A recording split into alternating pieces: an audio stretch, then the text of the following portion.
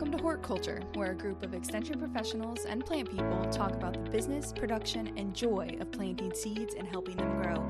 Join us as we explore the culture of horticulture. It brought me so much joy the other day when I wasn't thinking and somebody came to the door, a friend of mine, and so I just stepped out on the porch. And I said, I got to go grab something out of the barn. You want to come with me? She said, yeah. So we walk out to the barn and I was halfway there before I realized I don't have shoes on and my feet aren't cold. And how nice was that? Because the grass was touching my feet and I was like, it's so pleasant outside. And You're like a plant. You're hardened off. Your feet, maybe your feet are just hardened off, Alexis. Maybe they are. Is that it? Or it's just pleasant outside? No, it was just one of those beautiful spring days and I got to touch grass and I didn't even have to think about the fact that I need to put shoes or socks on. And it was such a lovely, lovely minute that I just had to share it. I will snow again soon. I mean, don't worry, Alexis. Earlier in my life, I would be in travel places and stuff and meet people, and I would say I'm from Kentucky. And one of the stereotypes for Kentucky, of course, is that we don't wear shoes. Yeah. And that, or don't have teeth or whatever, any number of things. And I do have all of my teeth plus a couple of my wisdom teeth even. But I did nothing to break that stereotype, particularly when I was younger. I didn't wear shoes. To not wear shoes at all. I hated shoes growing up. I hated them. And now I feel like my feet are more sensitive or something. Like if I'm walking on grass, it's cool. But there was a time where there was a pride. If I could walk across gravel without shoes on, I was like, there's so much pride for me in that. And gravel is different than gravel. I think I just wear shoes more with farming. Like you gotta wear, you shouldn't till barefoot, everybody. So not till through no glass patch or rusty nails. I mean, tetanus is a thing. Yeah. I used to be one too many times, Have a little reaction. Don't have your EpiPen. Just whatever. Yeah. Now feel free to step on a yellow-legged hornet. It may hurt. Yeah, I was going to say, according to our apiarist, they have pretty intense stings. So I might If you have not listened to our previous episode with Amanda Skidmore, go back and do that. It's really interesting and emergent thing. But from my perspective, to quote Patrick Swayze, pain don't hurt. Pain don't hurt. Is that a Roadhouse quote? I can't remember. That's from Roadhouse. Hi, okay. It hurts me. So yes, hi, hello. You know what else hurts me? When my cuttings die. That's hurtful. Is that like the song When the Doves Die, except with cuttings, when the cuttings die? I could imagine I would feel that way if I didn't have a 100% success rate. Yeah. Wow. See, Brett knows no failure. Okay. So he does not know the pain. In the horticulture world, usually we think that means you don't start enough. So I could see how weaker women and men might think that about me, but maybe you just need to try weirder things. That's a joke. I have a very low success rate. No. If you get rid of all the dead ones, Brett, and only keep the living, that's 100% of what you have in front of you. Of the ones that survive, 100% of them survive. It just depends on your sample group. The ones that are actually specific here. Yeah, it's not my fault that they didn't have it in them. They didn't have that dog in them. I have to say, they're quitters. Taking cuttings. I love starting seeds. Taking cuttings of any kind is probably one of my favorite things to do. It's a different thing, taking cuttings, because you give plants, immortality with cuttings. I mean, because you're taking a clone and just making new. God. Yes, you. What is it, Dolly the sheep? Several years ago, when we first started talking about genetics and the accessibility, cloning things. Yeah. Yeah, several a long time ago. I was a child, and now you can, get that kit on eBay. You can purchase it cheap. I'm not advocating for that, but you can take plants, and that's one thing I love about it, Alexis. That's different than seeds, right? Seeds are like a genetic cross, a parentage, but not cuttings. That's so. That's always been so cool to me. Yeah, it's such a cool thing. Yeah, it's more, some cuttings take a long time. We'll kind of talk about the different ones here in a second. But for a lot of cuttings, I think there's a little bit more from a relative speaking in the plant world, almost like instant satisfaction, right? Because you get this kind of like, you're taking it from, an adult plant and it's already got like leaves on it, and you're forcing the roots, versus with a seed, you're getting the root first, you're getting this underground part you can't see, and then you're going to get this. So it's just a different vibe. And I love it. I take a lot of cuttings in the springtime of mostly herbaceous stuff, just really, like fleshy, succulent things, not necessarily woody items. But I love it so much. And I check on them probably too much. I'm a little bit of a helicopter mom. I'm like, how you doing? Did you get any roots today? What about now? What about now? What Are about you now? like giving a little tug test every week, and you're like, it slips up, you're like, oh twice no, a day, and yeah, I'm making sips it are worse. anchored. Yeah.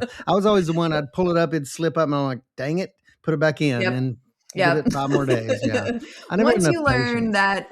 that doesn't really bother them any, you'll do it all the time. No, So it's So I'm a fine. little newer to the cutting game than you two are.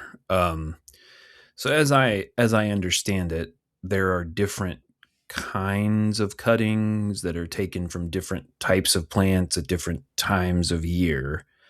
And so our thought is, I think we're going to do a series of episodes on different propagation types, so we can focus on specific ones. So at a high level, what are those types of cuttings that we're talking about? And you mentioned herbaceous, and I think of herbaceous as stuff that like dies back to the ground every year, as opposed to having a woody structure that it grows from again. In case anybody's not familiar with that, so can you orient me and teach me how to be like you guys?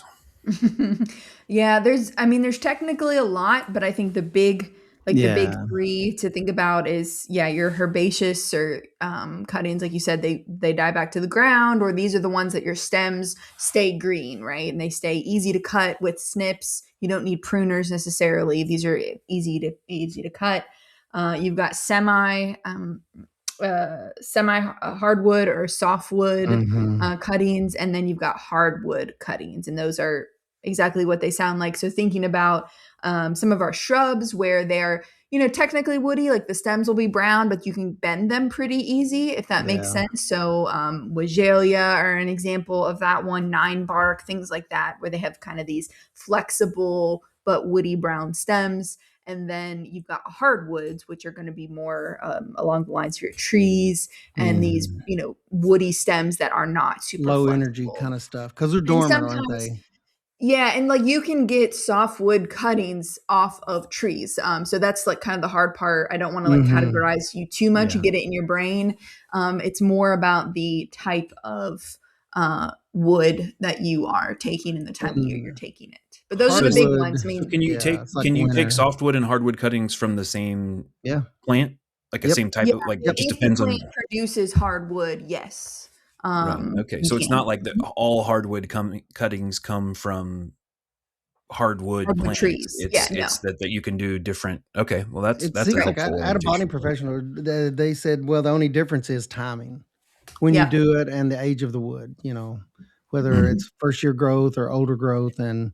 And he always called, and it was interesting, Alexis, you might be able to shed some more light on this. He called hardwood cuttings low energy cuttings, and then Mm, softwood was high energy cuttings. And he mhm, talked a lot about that and the importance of that, where hardwood's more of a dormant process, hardwood cuttings, mhm. and softwood, which we're talking mostly about today, is more of a high energy.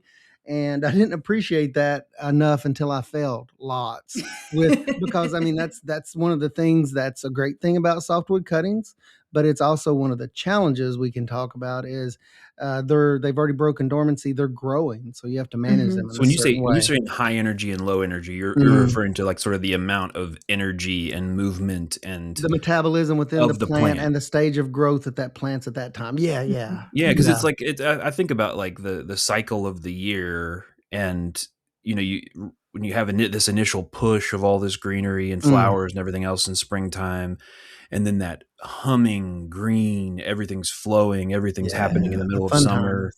and then you start to slow down and it goes into dormancy and they look dead. Obviously, they're not dead; they're just in a really like cryogenically frozen. They're in like a really slow rate of Taking a little metabolic. nap. activity. And so so that's what you're saying, is that yes, you're taking them at a higher energy time of year when stuff's humming along. yeah, they're moving and growing and doing things, and you got to account for that. Because another big difference is one, it has a presence of leaves and one doesn't. That's another big. Mhm. I mean that, but that plays into the high energy. If it has leaves on it, and all of a sudden you separate it from the parent plant, you have to treat it a certain way Mhm. and manage it a certain way, or it's not going to be successful. And so Because Yeah, the leaves give off, I guess. which one of these are we talking about today? Softwood. Softwood. Softwood We cuttings, won't because it's the confuse time the of year you can conversation. start thinking about doing that. Yeah. Okay, Yeah. so we're gonna, late March. People are hearing this in late Gosh. March into April, May, June. I'd say May. The first 2 weeks in May is like prime time for a lot of this stuff, depending on the year. Mhm. Like beginning of May, the first to second week is like go time. But you started to make some good comments, Alexis, about how do you tell like when softwood is at just the right stage. And I heard you talk about the snap test or whatever. Didn't you mention that as far as Yeah, and timing? there's also to play in whether or not it blooms in the spring. So, Mhm. and you do have a bigger window with softwood cuttings, because basically you Yeah. just want those green leaves to be out, and still, not this super hard wood. You want like a very flexible Mhm. new growth. So this growth is going to be, kind of like this year's growth. You want full leaves out. And if it's something like, for example, I was just looking in preparation for this episode of some softwood cuttings I took of flowering almond and a Wigelia last year. And, I put my dates on there so that I remember, and I was proud of myself for doing that. But I didn't take those till the beginning of June, and that's because they Yeah. flower in the spring. And so you're Mhm. going to take those after flowering is ideal. You can take them before flowering if they have enough leaves on them, which often, if they're a spring bloomer, they're not going to have a ton of leaves on them yet. Mhm. Um, but you have to like rub off those Yeah, flowers. if You you see that don't big want. terminal swollen bud, it's like you gotta get rid Mhm. of that, and I never was Yeah, really good yeah, at paying attention to that, and that's yeah. something to watch out for, yeah. So taking them after bloom is great if it's a spring bloomer. If it doesn't bloom Mm. till later in the summer, some of our hydrangea species and stuff like Yeah. that are later bloomers, fall bloomers. You can take those softwood cuttings in the That kind of spring. explains for me, I never thought about it, but, I mean, the window for me is, like, the first part of May all the way through July, but based on what you just Hmm. said, that kinda makes sense because some of them Hmm. you can do in June and July, and it's still not differentiating into, like, that lignous hardwood, like that real Hmm. it's not gotten real woody, so that kinda makes sense. I never thought about it in those terms, but yeah, the window for some plants is really broad, like, Yeah, May, June, yeah. and July. Hardwood is a little bit different, and we'll talk about that closer to the time when you'll take hardwood cuttings. We're, acting like we're timing these Mhm. perfectly, right? So Oh, yeah. We we'll talk are. about those later if Absolutely. you're interested. But yeah, so softwood cuttings, those herbaceous ones first. Let's get those out of the way. Those herbaceous ones where you're going to take where that stem stays green, that plant, maybe dies down to the ground. If it's an annual, you can take cuttings of it over and over. It just stays green and flexible. Those you can take at any point in the year. The caveat is if you take it when there is low light levels, you are going to need to supplement light or you won't get good Hmm. rooting happening. So you'll have a lot of death. There's just, it's most predominantly A lot of light, but death. it's A lot of a lot of death. death, a lot of death. Brett is Um, unaccustomed with failure in that area. we're just horticulturists. We talk a lot about death, actually. We do. Yeah. So you can take those any time of the year, but I tend to, if I have the flexibility, I tend to wait until after the first of the year to do that because we get that light. It's returning right after winter solstice.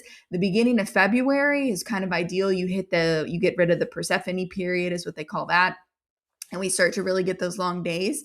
And you will find that the rooting is, twice, if not more, faster during that period of time. And Mm. so those later taken cuttings will catch up to the ones you did earlier during low light. Now you can supplement those with light if you want to do your tropical house plants because, they're too big or you want a bunch more that you can give away.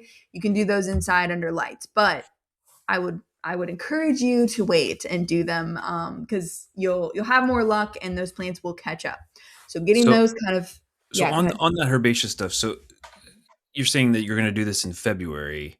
Mhm. Well, nothing's growing out of the ground for me yet in February. So Mhm. this is like that you have a mother plant Mother in plants. the Yeah, it's Yep. like we're talking greenhouse, about like Mhm. greenhouse type stuff, and it you're sounds taking like, cuttings yeah. off of it and Mhm. rooting those, not Yes, not yeah, like thank you. taking cuttings from a baptisia that's coming up out of the ground or something. Right, right, right, Okay. right. Yep, Okay, yep, cool. yep. So, Perfect. so yeah, mother plants, house plants, anything that's green and foliage. And Yeah. then you can take those, when your stuff does come up, if you want to take cuttings of that, you can take that pretty much any time during the year. So as long as you've got high light levels, you can take those. Side So, note, the mother plant thing is so cool. It's such I didn't ever know about it until somewhat recently that, you have this plant that has the characteristics that you really love and want. It could be the foliage color or size or what. It's a big deal in bonsai because you want things that mm, have smaller foliage patterns. And so if you mhm, get mhm, one, back to Ray's point, you're literally copy pasting it. You're mhm. cloning this thing that will have the same genetic characteristics. And so you'll have these plants, which is I just find really culturally cool that you have this plant that you keep for years and years and years that you're cutting stuff off of. It starts looking Hack. weird because it's, Yeah. getting snipped here and there, but it's like got all this very cool natural energy. It's produced all of these clones across this whole period of time. It's some pretty cool stuff. So anyway, so you got I a mother love it. plant. You're doing that for the Yep. herbaceous stuff. Mhm. Yeah. Softwoods are around the corner. Yes. Yeah, So coming on. herbaceous, relatively simple, straightforward. And I would say herbaceous and softwood, like when we talk about the actual, like the physical of the cutting or the type of cutting we take and the treatment, to get it to root, they're going to be pretty similar. For the most part, you might use a stronger hormone to induce rooting, but it's going to be the same. So if you can do one, you can definitely do the other. You'd You use just a got to have stronger hormone for which one? for the you could possibly need a stronger hormone for the softwood cuttings because it's Yeah. just a heavier duty plant cutting. Mhm. Yeah.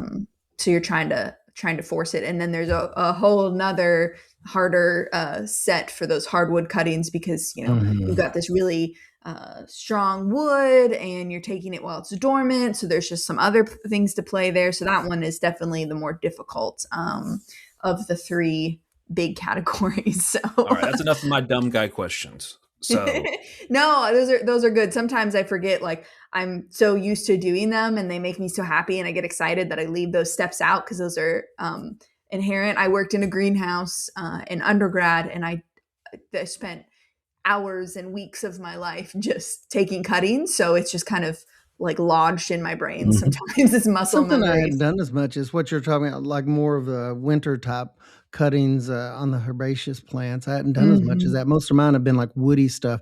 I hadn't really thought about it in those terms either, but yeah, I hadn't, I for do whatever reason. Sphenodrenium Mhm. is a big one, and then you can actually take dahlia cuttings Mm. as well. And so mm, they're a different idea of how, when you think about cutting, you usually think about you're cutting off a branch, you're cutting through a stem. Yeah. These are technically cuttings, but you're kind of cutting it off the tubers itself, so you're cutting it Mhm. directly Yeah. from the growing point. Gives it a good And start. Yeah, I bet. I yeah, bet. yeah, and you get just more clones that way. So that's always nice when you need a certain color, like, or a bonsai, you need Mm. characteristics. So you can do it with your tomatoes too. You can take cuttings of your tomatoes and root those out. So if you've got a really great tomato, until you get to the seed point, you can do that as well. So that's an option for you. But so back to taking a cutting, the actual. softwood taking and herbaceous taking cutting. Right. So the Timing actual is everything. act of cutting through the stem. Yeah. So there is the best way to do it, and I will say that if you've ever taken cuttings, there'll be people who go, "Well, I don't do that," and it works. Well, there are easier things, like some things just root better than others with cuttings, but if you want to always have the best chance of root, the Mhm. best thing you can do is cut right under the node. And so Mhm. you will be applying the hormone and burying that node underground. And the reason that is important, so as a reminder, the node is where your leaves or a branch will come out. It's usually kind of a swollenish area. It kind of has this obvious line in a lot of plants that are visible, but where the leaves emerge. That's what the really So one it's of the coolest things about plants there too, is that the cells are undifferentiated. Like they can mhm. that one stem cell, it could, or that one cell, I should say, it could become a stem or a root. So at that active growing point, meristematic area, the Right. cells can become, and that's always kind of blown my mind. And Yeah. if you can get that one concept in horticulture or botany down, you can play with that in so many cool Yeah. ways.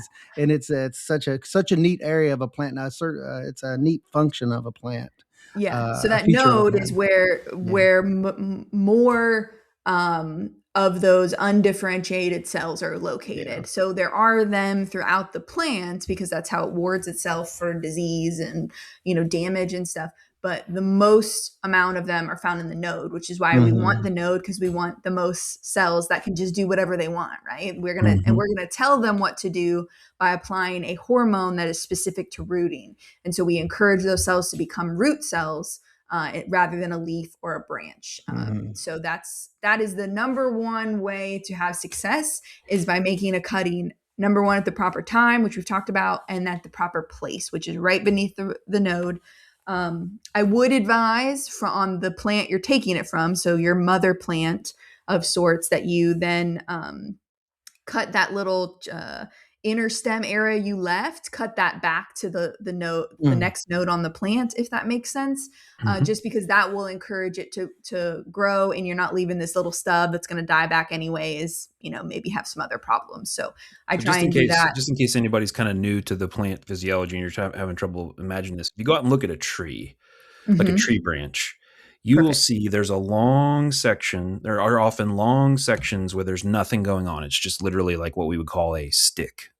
and then there's areas where leaves come out or flower buds come out, and that's the node. And so if you were going to take a cutting, you would not want to just cut it in the middle of that stick and stick the stick end in there. You would want to get the cut up closer to that node, node point. And you can go out and look at this in the backyard or wherever. Just go ahead and look. And that this is, again, in bonsai, we talk about internode length. We're trying to shrink that and make that smaller. But that internode space, there's very little chance that there's going to be roots coming out of that. And actually, what I do sometimes is a bit of a maverick here, Alexis. If I go off script, is I'll actually cut it close to the node on the mother plant, and then trim the stick off the cutting. So I don't know if you've ever heard you of can that. do that Do too. you ever, either way, in bonsai, do you ever leave a little don't want the stick? It's just stupid distinction, yeah. You leave a little tail on there, I bet you. Sometimes, don't you, Brett? And scarify that, like you scratch it down to that little green layer. Sometimes, do you ever do that? Sometimes like an inch or so. That would not be recommended for literally anything else besides weirdos who play with little I heard people plants. talk about that in what you're saying, and I that was interesting to me. Yeah, they left a little tail, creating an area that's dead and is not. And they would get some root differentiation, minor amount there, but I didn't. I was like, oh, that must be something the idea is in nature, if a branch snaps off, sometimes it snaps off in the middle of the stick and it has to die back. We want to prevent that if we're, as horticulturists, because it gives the plant easier time of healing and of budding out from that site, etc. So don't cut the stick. Cut it at the node. Okay, I'm with you so far. Right. Okay.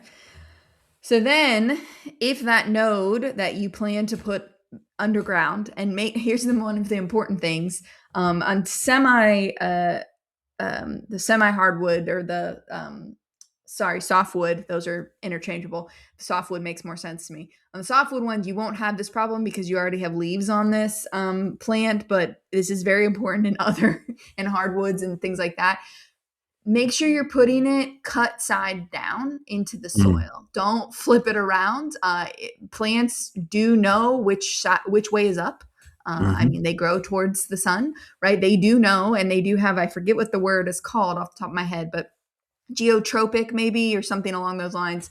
They know. And if you bury the wrong end, it will not do anything. So make sure that you're putting your cut side down. And again, this can be more difficult when you're doing things without leaves. It's harder to tell, but anyway, that sounds ridiculous, but it is very easy to do. It is very easy. Because if you've got a really long stem, so say you go out and you're cutting a big one, you're going to take 5 node cuttings off of this big long stem, but technically for some of them, both of your ends are cut, right? So like you got to make sure that you're paying attention to which side. And yes, it is very easy to do. Ask Brett and I how I know. How we know. And when picking that new wood, I sometimes get the question, well, how do you know? How do you know?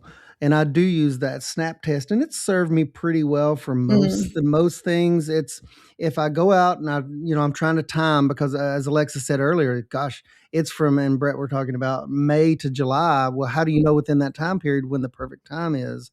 I would go out, and if it's super flexible, super succulent, I don't necessarily want that. You don't want that super high water content because I've been told that, and explained technically that that doesn't have a lot of energy in that. It's so Mhm. succulent. It's mainly water. As soon as you cut it, it's going to wilt. You're going to have failure. On the flip side of that, if you wait too long, it's going to be more lignous. The cells are already going to be differentiated. They're already Mhm. going to be what they're going to be. The plant sort of locks into what it's going to be. So somewhere's in between, you need to identify that period. And that is when roughly on most plants that we're talking about for softwood cuttings, you would bend that, and if it snaps cleanly, that's perfect time. And that's Mhm. I've held pretty true. If I bend it and it just keeps bending like a rubber band, it's not time. It's too soon. But if I try to bend it and it doesn't break or it has a lot of resistance, I'm too late. But if Mhm. you bend it and it snaps cleanly, perfect time. Now, I don't know, there's probably exceptions to that, but that's always worked really well for me is the bend and Yeah, snap I test. mean, just think about the name that you're going with, right? It's called Yeah. softwood, which means Yeah. you don't want it too green because that's not wood, right? It doesn't look like wood, but And I you tried. don't want it to be hard. It's called softwood, and And so I that was means guilty it's in the Mama past. flexible. bear. This is Mama Yeah. bear. I've done it too Just soon right. in the past. I was like, "Oh, if Yes, it's really exactly. soft, it's gonna be better," and it wasn't, and I was like, and I had to go Yeah, back and look and be like, "Oh, I was probably too soon on some of those things, yeah. Alexa." You I made that want mistake quite a bit. Yeah, you want juvenile growth, which is means this year's growth, but you want the leaves to be fully formed. So that's how you can know not to Mhm. go too early. You want those leaves fully unfurled. They are not super soft. So you want that, and then yeah, the easiest way is to do the is from tip cutting. So that means that literally just the Mm. very tip of the plant. It's hard to go wrong. You may have to go down the stem a little bit, but if you go too far down the stem, you get that older growth. Yeah. So the taking a tip cutting you can And really hedge your I've bets always that way. read if you're having trouble, do it in the mornings also because that's the time where the turgid Mm, pressure or the water mhm. content of the plant's at Yep, its it's highest. highest. I mean, is there something to that? I mean, that's bound to Mhm. I've not been I able to Yeah, I I tend mean, test to we that. take in the floral world, and like when we talk about woody shrubs, like cutting them for cut Mhm. flower production, predominantly we tell people to cut them in the morning because of that Mm. turgid pressure. The Oh, yeah. blooms are at Mm. the most hydration at that time. So I mean, it's also cool and all these other things, but one of the big ones is Yeah. the water content. Mhm. Well, I tend to think, that we're throwing a lot of variables at you, and the reason why is because there are some different things that you can optimize. But I Mhm. also think plants want to Want to live. propagate. There's a reason. I mean, like, and if you think about why these plants might do this, in some cases, it's because the plant might fall over and then its node is in the contact with the ground and then it can root out from there and become a plant that's in a better situation than it would have been when it flipped over. Like that's what happens with brambles too. You'll have Yeah. this where it goes out. And so like I think that you can shoot for best circumstances, but there is a window of time. There's Yes. some, plants can be forgiving. They can also be punishing, but they can also be Both, forgiving yeah.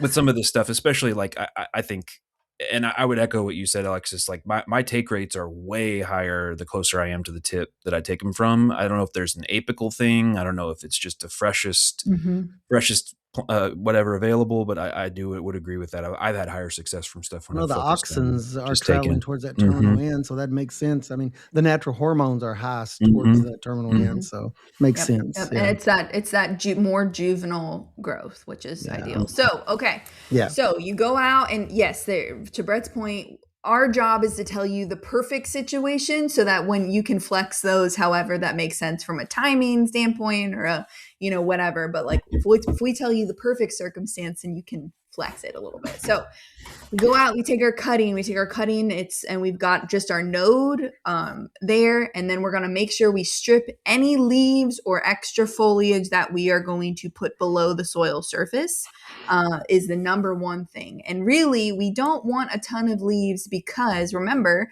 this cutting has no roots. And so roots are what take water up to give to the leaves. So we don't want a lot of leaves putting a lot of pressure on that stem to need water, and them respiring and do all these things. But we need enough leaves that it's going to photosynthesize. So it's a kind of a delicate balance there. I, in general, like as a rule of thumb, try to leave no more than about 2 leaves. And if they're really, really large leaves, like, say they're the size of my palm, I will actually cut those leaves maybe in half. So I'll still have 2, but I'll cut off some of them. Are you cutting across the leaf or down the leaf? How are you cutting that, Alexis? Usually just across. I'm Gotcha. just like grabbing them and giving them a haircut, basically. Trying to just keep that from losing so much moisture, you said? Yes. Losing so much moisture and not asking so much of that stem while it doesn't even have roots. So then you're left with this little stem. You got your little node at the bottom. You got your leaves that have had a haircut, roughly 2. If there are any bloom buds or even leaf buds, I tend to take those off. Because again, those are needy structures. They take up a lot of food, they take up a lot of water, and we ain't got no roots, baby. So we take those off. Just pinch them off with your fingers is fine. Make sure you have clean tools and clean hands when you do this as well. We don't want to introduce any bacteria to that fresh cut. So no garden soil, I'm assuming. What?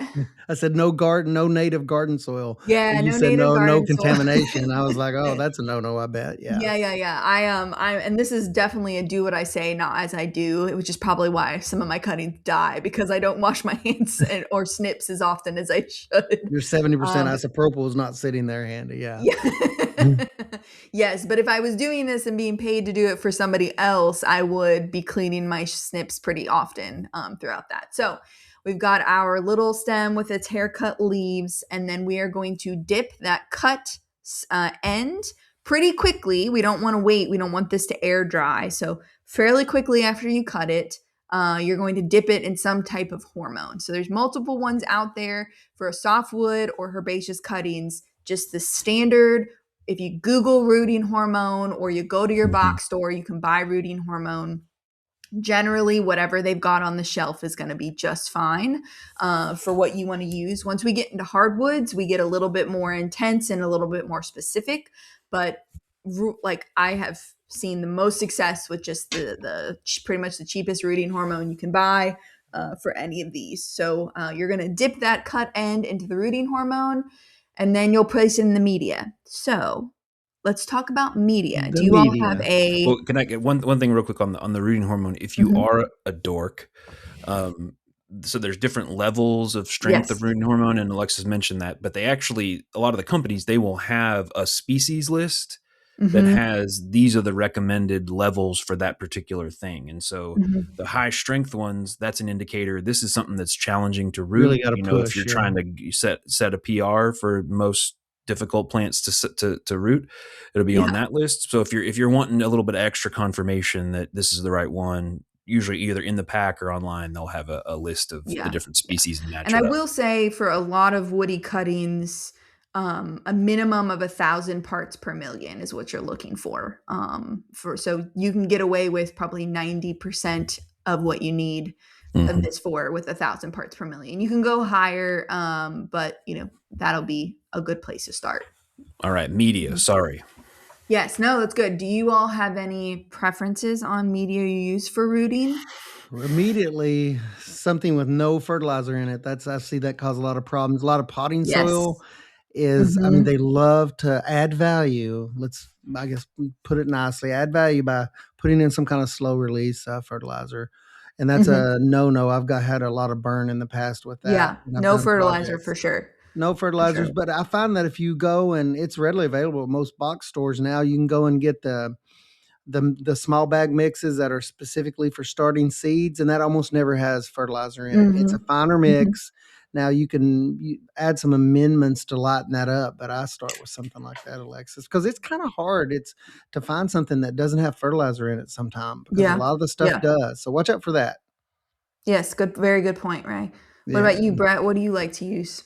Well, so I personally find for me in general, moisture causes more problems than it does solutions, or like, water is life, but water is a little death. easier to give something moisture than to take it away. Yeah, and so it's definitely for me a significantly more well draining mix than I would use for like seed starting or potting up a house plant or something that has established roots.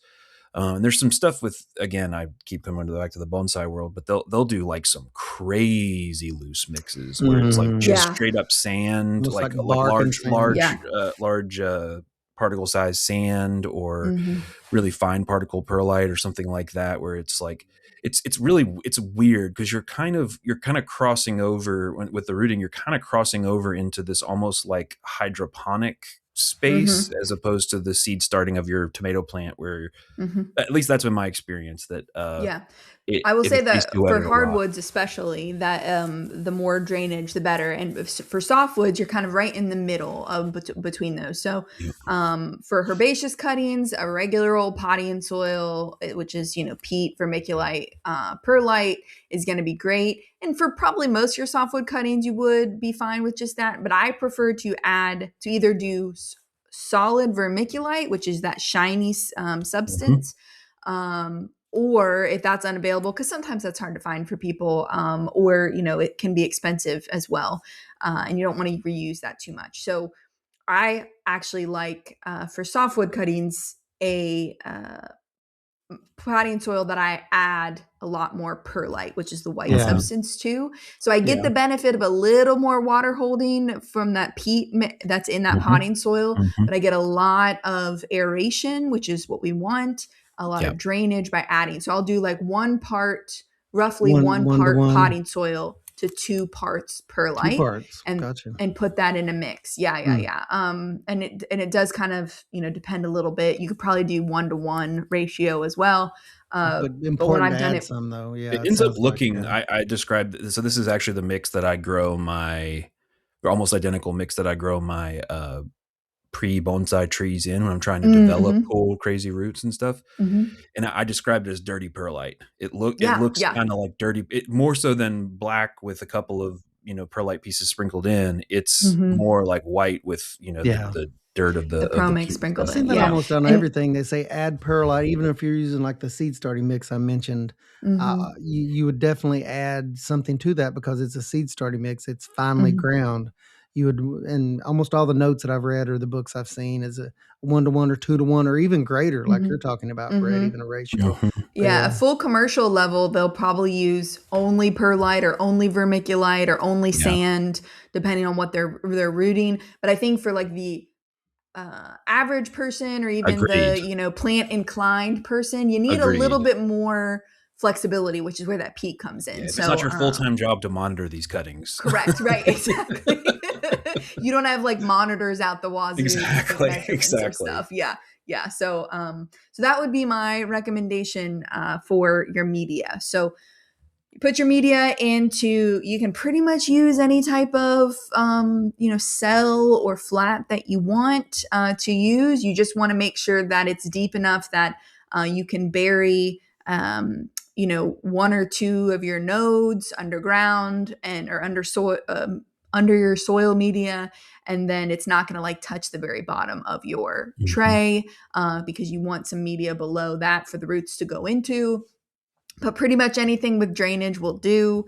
And then one really important thing, again, some people are going to say they don't do this, but and again, sometimes I do it and sometimes I don't, and I do see a difference, especially when you're doing softwood or something like hardwood, where you need to kind of nail it. You need a dibble. What is a dibble? A dibble is your finger, a pencil, a little rod, a little wooden rod, like a big Sharpie. Anything like whatever you're gonna. Brett. I thought you said jerky. I was like, what kind of animal are you? He dips his jerky in his my Slim Jim jerky, and I was like, what kind of animal are you? What? I was like, I am so confused right with now. A Slim Jim. I usually use whatever I'm using to write my plant tags with. So my pencil just a or number 2 pencil. I just Yeah.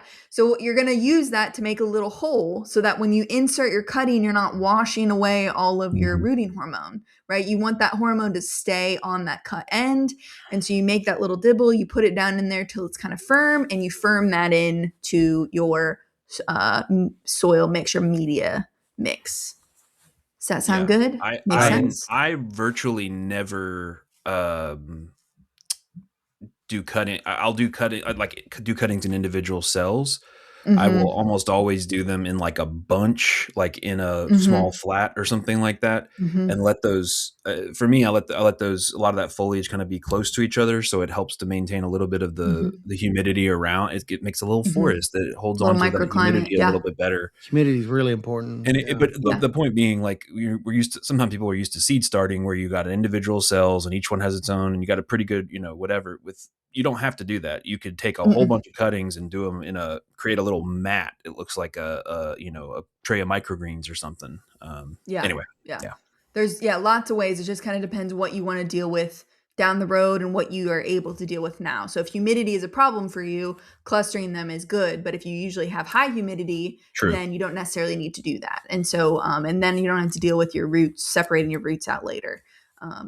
So we've got our cutting in our media in whatever form or fashion, and now we have to grow it on for a while. And so softwood cuttings can take where a herbaceous cutting can take a couple weeks, a softwood cutting can take a couple months. 4 to 6 weeks at least. Yeah. So it really just depends on there's a lot of a lot of things that can play a part, but don't be expecting it to root in 2 weeks like you would.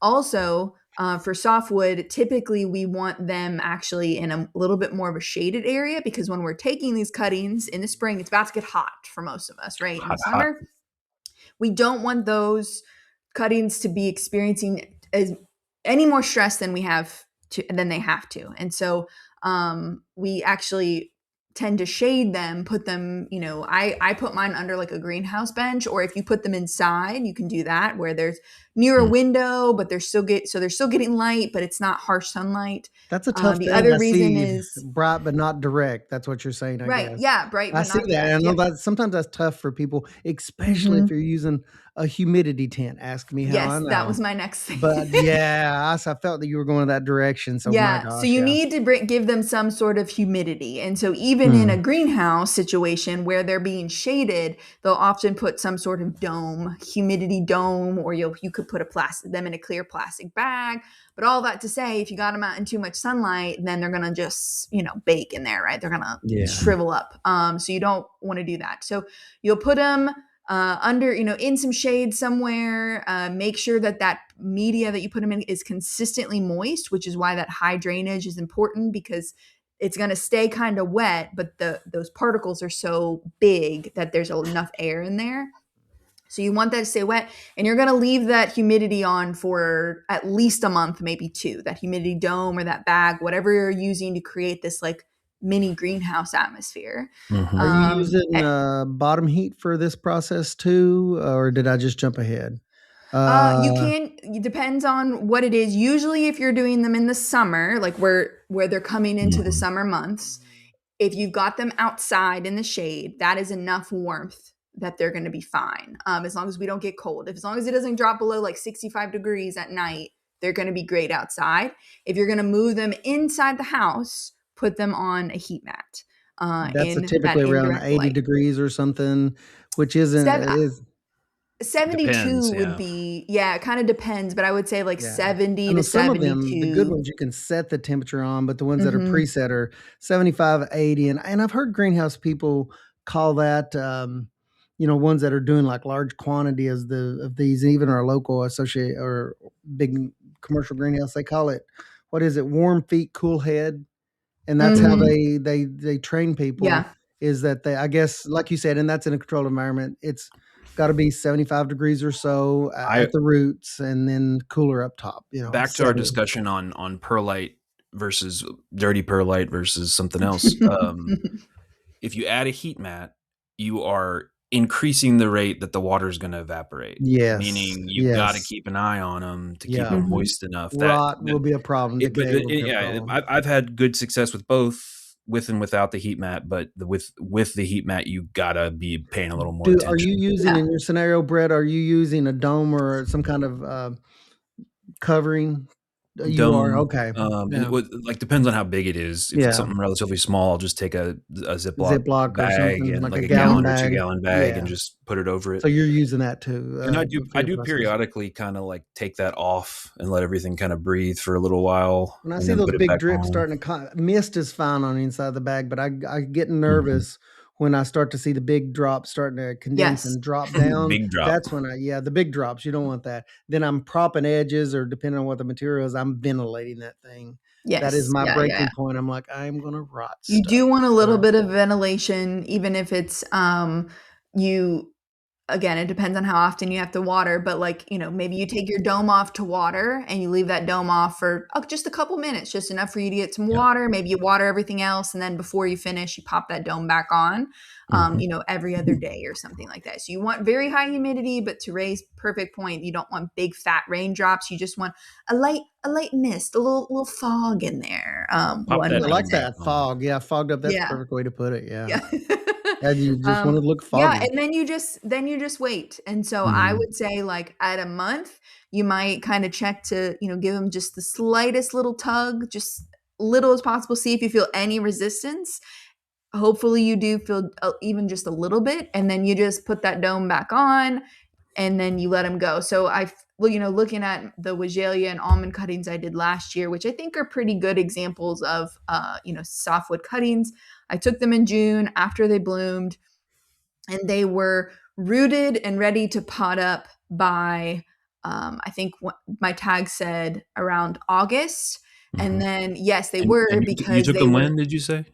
in June, early June. June. Okay. July, Right. August, Yeah. yeah. Right after they bloomed. They bloomed around, or the Regalia bloomed around Mother's Day. So then I took them early June, which is about 2 weeks Yep, after they yep, yep, bloomed. yep. Blooms were done. And then, so I potted them up around mid-August or so. And Mhm.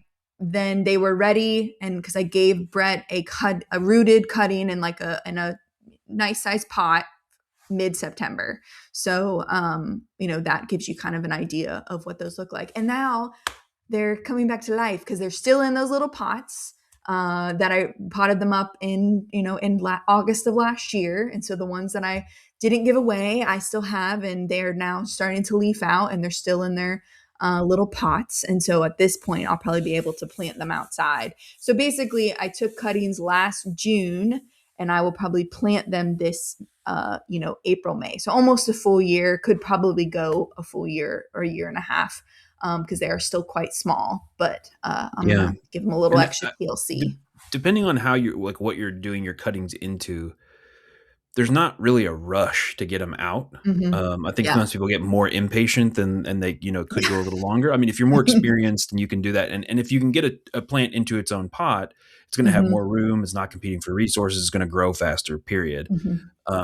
But there's also, I have had cuttings that I took in June and I just let them rock until the Yep. following spring, just Yep. as cuttings growing, and they grew together a little bit, but I'm doing a bunch of root work and stuff on a lot of them anyway. But so, I mean, like there is that too. Some of them will be like, I don't even know if these took, and then I forget about them. And then I come back and Yeah. I'm like, And they're they fine. made it. Cool. They're good. Yeah. They're good. Yeah. And the ones that I Mine's was more like, about I just don't You're want to baby babying. them I was anymore. all over. Yeah. The other ones I was babying and keep paying attention Mother to all Nature's died. out The there, ones that I Mother was just like Naturing. threw out, and it was like whatever. Yeah. So if you're wondering what you can take cuttings from, make sure it's not a patented plant. We have to tell you that, so that you can take cuttings from it. But really, if it's a softwood, you should be able to take a cutting from it. And you can experiment a little bit about what's going on and what's in there. One of the books I recommend that I actually have opened for this episode is from the American Horticulture Society, and it's literally called Plant Propagation. And this one is an oldie, but a goodie. Plants have been propagating the same way for many, many years.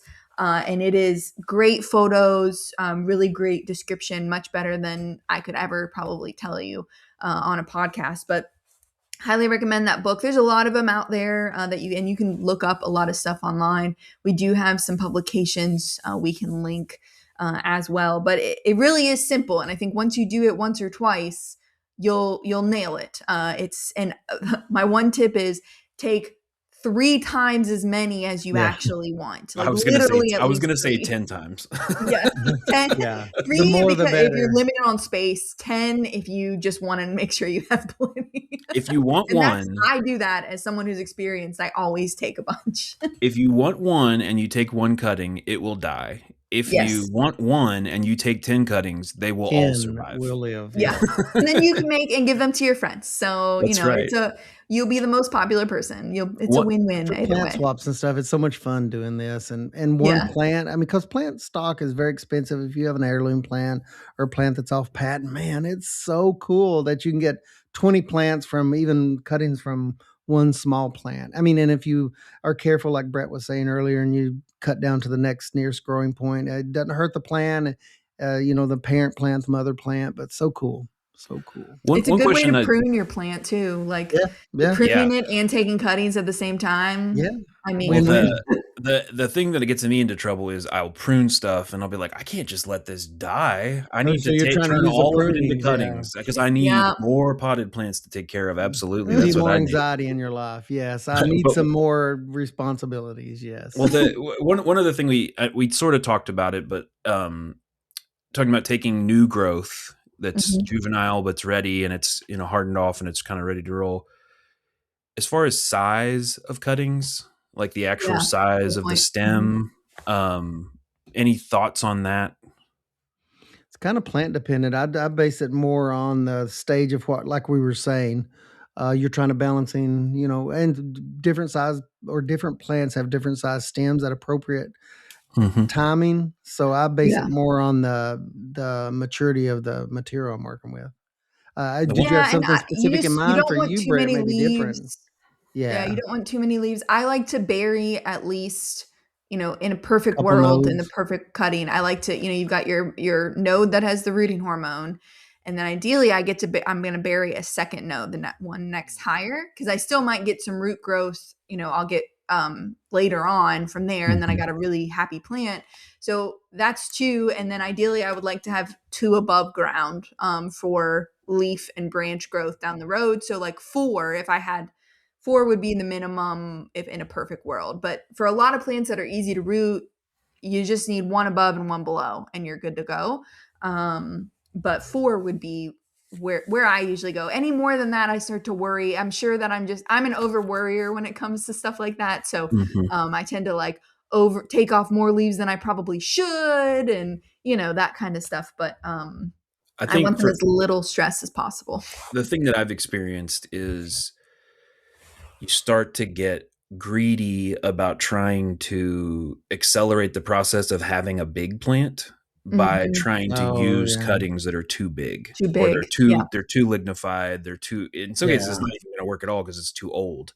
But I think in general, not to say that you need to do the teeny tiniest little cuttings, but the younger and therefore smaller cuttings usually have a higher take rate. If you want to take a bunch of different styles, and this is what I did. I tried some that were, because I want things to have a thick trunk fast, or be able to grow big fast, and it just, your take rate's going to be, your success rate's going to be fun a to little play lower. around with. I mean, the number one thing is, if you have not done anything like this, just know that you can do it, and go and look up top 5 easiest plants. At the top of everyone's going to be hydrangea, probably. And there's some other easy ones that Alexis and Brett mentioned, but just look up something like that. Find ones that you have the highest likelihood of success, and go out and just try it. Based on the basic information that we gave you today. And I think you'll be surprised in a lot of situations. You're going to have some success. And that's so encouraging when you have that cloned plant of the parent plant. And, it's just kind of a really cool thing. Yeah, I think one of the things that I love about propagation, and I'm imagining it in this case, is that if you have like a tree or a bush or something that has like some sort of sentimental value for you or your family. Oh, yeah. I mean, people do this with house plants and stuff too.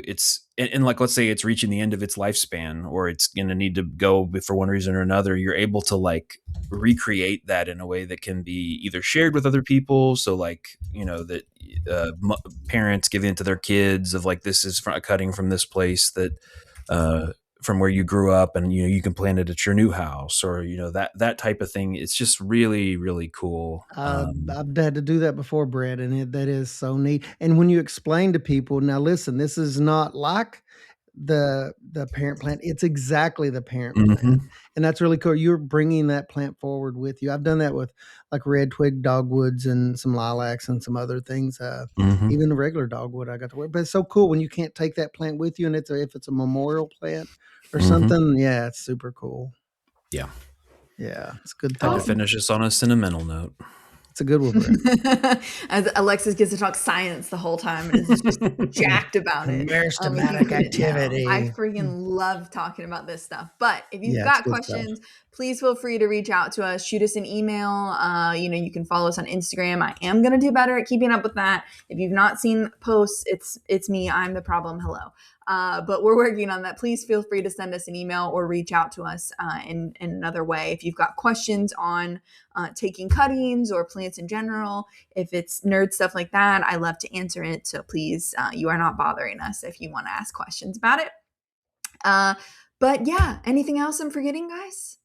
I don't think so. Wonderful. Nope. Well, we thank you guys for being with us today, and we hope you'll join us next time. And don't forget, we'll cover more about cuttings later in the fall, so don't miss out on those. But, any of the cool stuff we have coming up between now and then. We'll see you later.